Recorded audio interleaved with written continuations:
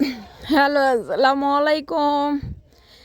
আমি হচ্ছি একটা সুন্দর এবং মজাদার জিনিস তৈরি করব, তো সেটার জন্য কাজ চালিয়ে যাচ্ছি। আমি নিয়েছি এখানে চাল কুমড়া। তো গ্রামের ভাষায় এটাকে চাল কুমড়াই বলে। তো চাল কুমড়া বা জালি কুমড়া দিয়ে যেটা বলে খুশি, আমি সেটাই নিয়েছি। আজকে হচ্ছে মরব্বা তৈরি করব।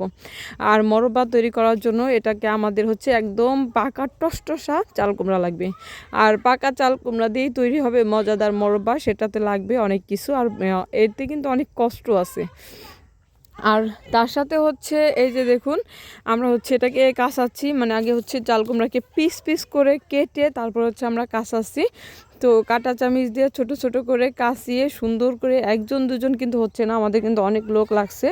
আমরা সবাই মিলে, আমাদের আত্মীয় স্বজন যারা যারা আসছে সবাই মিলে আমরা হচ্ছে এটাকে কাঁচাচ্ছি কাঁটা চামিচ দিয়ে। তো সুন্দর করে কাচিয়ে তারপরে হচ্ছে এটাকে আমরা হচ্ছে, মানে এটা কিন্তু খুব সহজ না, অনেক কঠিন। আবার কিন্তু পারলে খুব সহজ, কিন্তু সময় লাগে, অনেক ধৈর্যের প্রয়োজন। তো এটাকে সুন্দর করে আমরা কাচিয়ে হচ্ছে পানি বের করছি, এটার পানি থাকে, পানি বের করছি। পানি বের করে তারপর হচ্ছে, পানি বের করা হয়নি, এটাকে সিদ্ধ করছি। তারপরে পানি দিয়ে সিদ্ধ করে তারপরে হচ্ছে আপনার এই যে হচ্ছে এটা আমরা জাতা, তো জাতা দিয়ে হচ্ছে আমরা এটাকে ভাড়া দিয়ে রাখছি। আমরা রাত 9টা-10টার দিকে ভাড়া দিচ্ছি, আর সকাল 9টা-10টার দিকে, মানে হচ্ছে 12 ঘন্টা আমরা হচ্ছে এটা ভাড়া দিছি। তো ভাড় দিয়ে রেখে তারপর হচ্ছে এটাকে উঠাইছি। এটাকে উঠাই যে দেখুন, তারপরেও কিন্তু পানি থাকে। আমরা হচ্ছে তারপরে কিন্তু আবার চিপড়ায় নিছি। তারপরে আমরা হচ্ছে মুট করে চিপড়াইয়া তারপরে আস্তে আস্তে এই যে দেখুন, মানে চিপড়ানোটা এখানে দেখায়নি, এটাকে আমরা হচ্ছে মানে পানি থাকে, এটাতে পানি থাকে, পানি সম্পূর্ণ যায় না, এই জন্য চিপড়াতে হয়।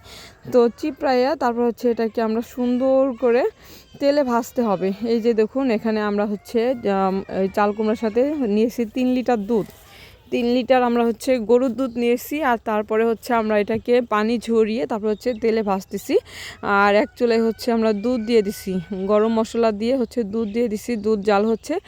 আর হচ্ছে আমরা চাল কুমড়া ভেজে নিচ্ছি, চাল কুমড়া ভেজে তারপরে হচ্ছে এটাকে ঠান্ডা করে তারপর হচ্ছে দুধের ভিতর দিব। দুধের ভিতর দিয়ে দুধটাকে হচ্ছে ভালো করে, যে দেখুন, ভালো করে বলক দিয়ে সবগুলো কিন্তু ভাজতে হবে। আর এই কালারটা হতে হবে, এই সুন্দর কালারটা হতে হবে, বাদামি কালার হওয়ার পরে তারপর হচ্ছে এটাকে আমরা মানে 2-3 ঘন্টা রেখে দিব। এটা মানে চুলা থেকে নামিয়ে 2-3 ঘন্টা রেখে দিব এটাকে ভিজার জন্য। তো যখন ভিজা কমপ্লিট হবে তখন হচ্ছে আমরা এটাকে পরিবেশন করব। গরম গরম না, অবশ্যই ঠান্ডা ঠান্ডা পরিবেশন করতে হবে, তাহলে খুব মজা লাগবে, অনেক টেস্ট লাগবে।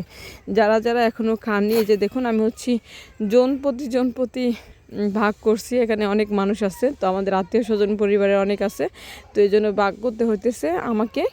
তো এই জন্যই যে দেখুন, এখানে হচ্ছে সবার জন্য ভাগ করতেছি।